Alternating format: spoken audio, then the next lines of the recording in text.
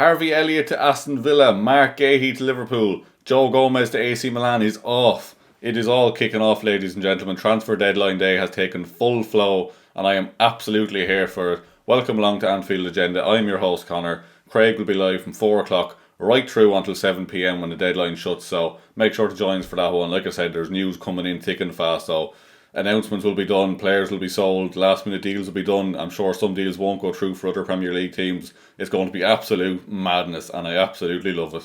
Let's start with Harvey Elliott then. So we had news from Paul Joyce saying Aston Villa are moving on a loan deal for Harvey Elliott with obligation to buy for around £35 million. We also had David Ornstein saying exclusive, Aston Villa closing in on deadline day deal to sign Harvey Elliott from Liverpool before transfer window closes. Villa advancing in talks over season-long loan with buy obligation. Liverpool seeking £35 million plus for the 22-year-old forward, which is interesting because there's been two fees kind of thrown around for Harvey Elliott in the last month or two, which was £40 million if the club can have a buyback clause or £50 million up front. So to see Villa coming in with a loan with a £35 million obligation to buy is interesting, and it'll be very interesting to see will the club accept that or not. I think it will probably come down a lot to whether Harvey Elliott really wants to move or not. I think if he pushes, the club won't stand in his way to go, especially to a club like Aston Villa. Like, he will flourish there. Like, I know Liverpool obviously would probably rather sell him to the likes of a Leipzig or someone out foreign where he's not going to be playing against us week in, week out, but strengthening a rival. But again, if Harvey Elliott wants to move, I don't think the club will stand in their way. For me personally, I wouldn't be selling him for that low a fee. I think we don't really have that many forward options. I know Arne Slot doesn't really seem to trust him too much, but 35 million seems a little bit low to me. I wouldn't be pushing him out the door, but if 40 or 50 million came in for him, I'd definitely consider it more than 35 million. Alongside that, we've seen Aston Villa are closing in on Jadon Sancho, which is interesting. So, Morgan Rogers, anyone? Not saying it's going to happen, but who knows? Never say never. I'm sure at the start of the window we wouldn't have expected to break the transfer record twice in one window, so keep an eye on Morgan Rogers. Why not? It could happen. The Marc Guehi situation then is really starting to heat up. We've had a few different contrasting reports really. So we had an hour or so ago maybe, Dave O.C. Kopp said, exclusive, there's real fear that Oliver Glasner could walk if the deal is sanctioned for Marc Guehi to leave against his wishes. Glasner is adamant that Guehi stays, as he has every right to expect. Crystal Palace are scrambling to find suitable players to appease Glasner.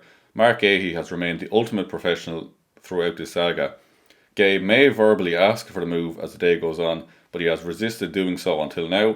A fee between the clubs is not expected to be an issue, but Crystal Palace are concerned and Glasner may look to leave. Marc Guehi to Liverpool is on a knife edge. Despite positive talks over the weekend, the Crystal Palace board are absolutely open to the sale. And I think that last sentence probably sums it up really. Like, Crystal Palace do want to sell. Steve Parish has said it multiple times in the last few weeks that Crystal Palace can't afford to let Marc Guehi go for free. Like, realistically, he's a player that would be worth, 70, 80 million pounds if he had a couple of years left on his contract. So even to take 35 or 40 from us is quite low in the grand scheme of things. Like, we're getting a bargain, whatever way you want to look at it. So, on the flip side, though, I can fully see why Oliver Glasner would be pissed about it. Like, he's trying to bring in players. Like, we've seen Igor from Brighton's coming in on a loan. We're wondering, would that be kind of Guehi's replacement? But Sky Sports have come out and said that they understand that the move for Brighton's Igor is a separate deal and not in relation to Marc Guehi's future. I know they tend to play a 3 at the back. I think with Igor coming in, they'd have, 5 centre-backs. So losing Marc Guehi, they're kind of leaving themselves short for his system. And so I can fully see why he's pissed about it, in fairness. But whether he walks, that's a big call. I'd be very interested to keep an eye on that one next couple of hours if the Marc Guehi deal comes to fruition, whether Oliver Glasner will leave Crystal Palace or not. They've just gotten into the Conference League, obviously, but the disappointment of not getting into the Europa League as well, which is kind of at the fault of the Crystal Palace board and owner as well for not really... They knew this was an issue and didn't really do anything about it months ago, so I can fully understand why Glasner will be pissed. The future of Joe Gomez at Liverpool is also very up in the air. So we had reports this morning suggesting he was off to AC Milan. We had Luca Bendoni of Sky Sports saying AC Milan verbally agree on Joe Gomez's move. Player gave his green light to a 4-year contract. Deal now depends on Liverpool signing Guehi in order to sanction the move. We then had Sky Sports saying Arne Slot is keen to have both Guehi and Gomez in his ranks once the deadline passes.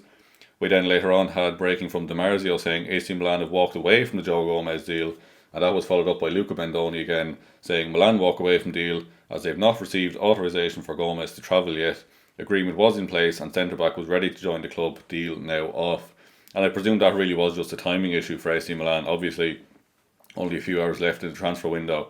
They want to get Gomez over there, do his medical, do his contracts, everything, all the formalities, and they just wouldn't have time to do it unless Liverpool gave Gomez the green light to do it this morning. So expect that one to not come to fruition.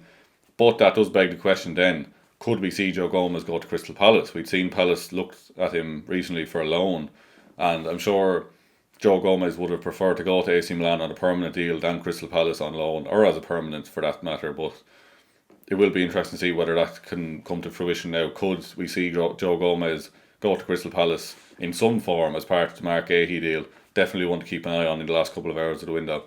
Outside of that then, we had a few bits around Alexander Isak. We had a couple of hours ago, Vinny O'Connor saying Alexander is in the building, the AXA Training Centre, doing his medical. That was confirmed. And then, in the surprise shock twist of the summer, we had Luke Edwards coming out with an article. Newcastle Saudi owners were bullied into selling Alexander Isak. They should be embarrassed. Strong words from Luke Edwards, who has been Newcastle's mouthpiece this entire summer. So that really took me by surprise seeing that one on Twitter this morning.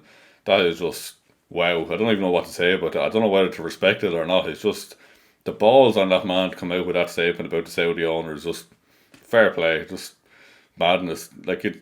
Whatever you say about Luke Edwards, he has definitely given us entertainment over these last few months. So a nice way to round out that saga, him calling out the Saudi owners who he's been absolutely just tickling the balls of the entire summer. So I don't even know what to say about that one. It's just nuts. Some other bits of news then, we had James Pearce coming out saying that Jayden Danns looks set to stay at Liverpool, which I think is a good move. Like, obviously he'd like to get him out having game time, but like, he's coming back from injury. Liverpool don't have a huge amount of options up front anyway. It would be nice if we could keep him around just as an extra option. I'm sure maybe he might go out on loan in January then, or at some point, but I'm not unhappy about that. I'm happy for Jayden Danns to stick around, so good news on that front. Some other business then to just be aware of. So we have, surprisingly, we had Fabrizio Romano saying Alexis Sanchez to Sevilla. Here we go. Who remembers Alexis Sanchez? Like, that seems so long since he was around in the Premier League, but unbelievably, he's only 36. I thought he would have been retired long ago. Like, it seems like so long ago since he was playing, but so that took me by surprise seeing him going to Sevilla. So there's an interesting one. We also had from Romano the here we go on Johan Visa to Newcastle. The deal was £55 million, which I'm sure the Geordies will be happy about. Visa and Voltmata in over the summer instead of Isak.